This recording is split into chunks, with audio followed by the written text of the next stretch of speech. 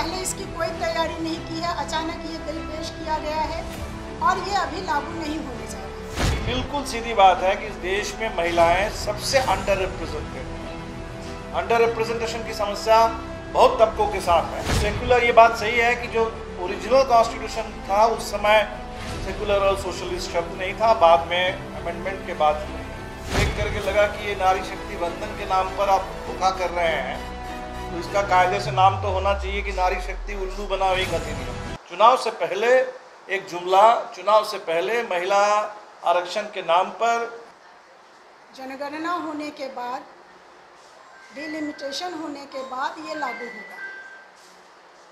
2021 में जो जनगणना होनी थी वो तो सरकार ने किया नहीं और अभी भी उसने नहीं बताया है कि ये जनगणना कब होगी, ये क्षेत्रों का परिसीमन कब होगा, ये सारी चीज़ें अभी वेग हैं।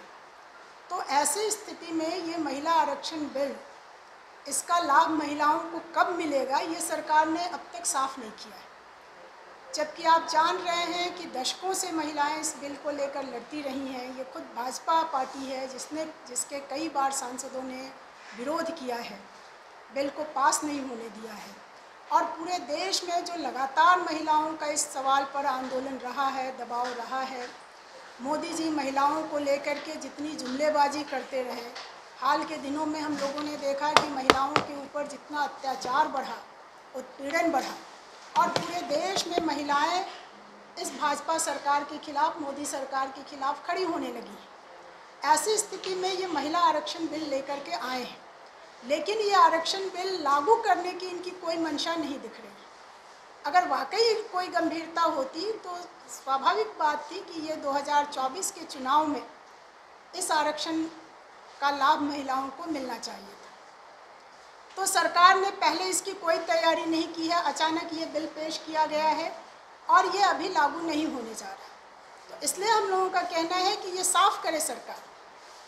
इस बिल को लागू करने में वो बहुत सारे कानून बनाते हैं और तुरंत उसको इम्प्लीमेंट कर लेते हैं। इस महिला आरक्षण बिल को लागू करने में इसका परिसीमन से क्या संबंध है, जनगणना से भी क्या संबंध है? आपके पास संसद में जितनी सीटें हैं उन सीटों का 33% महिलाओं के लिए रिजर्व करिए।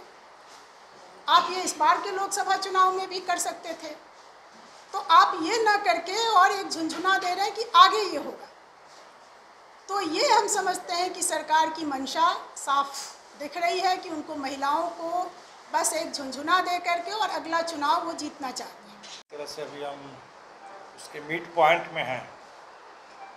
अभी तक जो हम लोगों ने देखा है तो ये विशेष सत्र ये अपने आप में संसदीय लोकतंत्र पर एक हमला साबित हो रहा है, उसके साथ एक मजाक दिख रहा है। अब जैसे मोदी जी को ले लीजिए, उन्होंने संसद के बाहर खड़े होकर के कहा कि 2047 तक देश को, भारत को विकसित। परफेक्शन IAS, UPSE और BPSC फाउंडेशन क्लासेस के लिए समर्पित संस्थान। यहाँ आपको UPSE selected and interview appeared faculties द्वारा गाइड किया जाता है। Separate batches for Hindi and English medium. 65वीं और 64वीं BPSC एग्जाम में 69 और 107 रिजल्ट्स एवं 66वीं BPSC एग्जाम में 131 रिजल्ट्स हासिल किया है। देश बनाना है और बाकी रोने धोने के लिए तो बहुत समय है, वो आप लोग बाद में करते रहिएगा। तो पूरे देश में जनता की आवाज़, संसद के अंदर कोई गरीबी की बात हो, बेरोजगारी की बात हो, किसानों की बात हो, दलितों की बात हो, आदिवासियों की, मजदूरों की, महिलाओं हैं देश के प्रधानमंत्री। ये अपने आप में दिखा रहा है कि बस वो खुद जो बोलते हैं, खुद सरकार के जो भी इरादा हो, जो भी बिल हो, वही गंभीर मसला है और बाकी जो भी सवाल उठते हैं वो रोना धोना हो गया।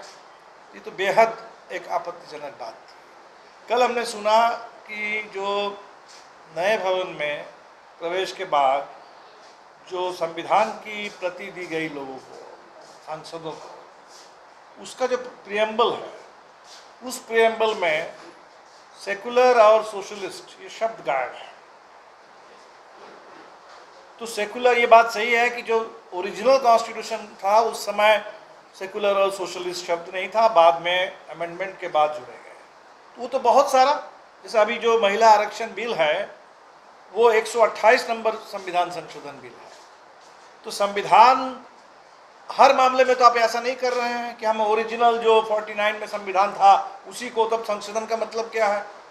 तो जब बाकी सारे संविधान संशोधन उस पर आपकी कोई आपत्ति नहीं है, तो ये प्रियम्बल में बहुत चालाकी से ये सोशलिस्ट और सेकुलर शब्द को हटा देना, ये एक साजिश जैसा बिल्कुल दिखता है। जो अभी मीना जी ने जो बात रखी कि आप महिला आरक्षण के लिए बिल ला रहे हैं, उसका नाम आप देख लीजिए कि नारी शक्ति बंधन अधिनियम, और हमको तो देख करके लगा कि ये नारी शक्ति बंधन के नाम पर आप धोखा कर रहे हैं, तो इसका कायदे से नाम तो होना चाहिए कि नारी शक्ति उल्लू बनाविंग अधिनियम। ये उल्लू बनाने के लिए आप कर रहे हैं। वो जो एक विज्ञापन आता था कि नो उल्लू बनाविंग, तो आज ये बिल्कुल बोलने की ज़रूरत है कि उल्लू बनाने वाला बंद कर। बिल्कुल सीधी बात है कि इस देश में महिलाएं सबसे अंडर रिप्रेजेंटेड हैं। अंडर रिप्रेजेंटेशन की समस्या बहुत तबकों के साथ है, लेकिन सबसे बड़ी जो अंडर रिप्रेजेंटेशन दिखता है वो है कि 50% महिलाएं हैं, आधी आबादी देश की, और आधी आबादी का सबसे कम उपस्थिति विधानसभाओं में, संसदों में। इतने सारे चुनाव हो गए, उसमें बहुत कोई बड़ा बदलाव नहीं आया है। अभी भी शायद मेरे ख्याल से 543 की संसद में, लोकसभा में 78 शायद इस समय संख्या है। तो अब इसके लिए कोई जनगणना की तो ज़रूरत है नहीं। ये तो फैक्ट है कि महिलाएं 50% है देश में। ये तो कोई जनगणना से फिर से वेरीफाई करने वाली बात तो है नहीं। तो जहाँ फैक्ट है कि महिलाएं 50% है, और ये भी फैक्ट है कि अभी तक हमारे देश में संसदीय लोकतंत्र में महिलाओं की उपस्थिति बहुत कम, 10%, 15% के इर्द गिर्द रहा है मैक्सिमम, कभी कभी उससे भी नीचे चला जाता है।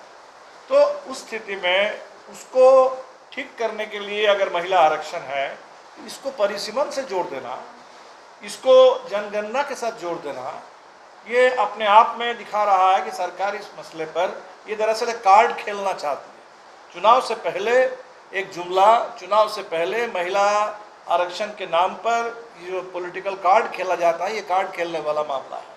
नहीं तो 2024 के चुनाव में तत्काल प्रभाव से इसको लागू करना चाहिए। अभी भी वक्त है।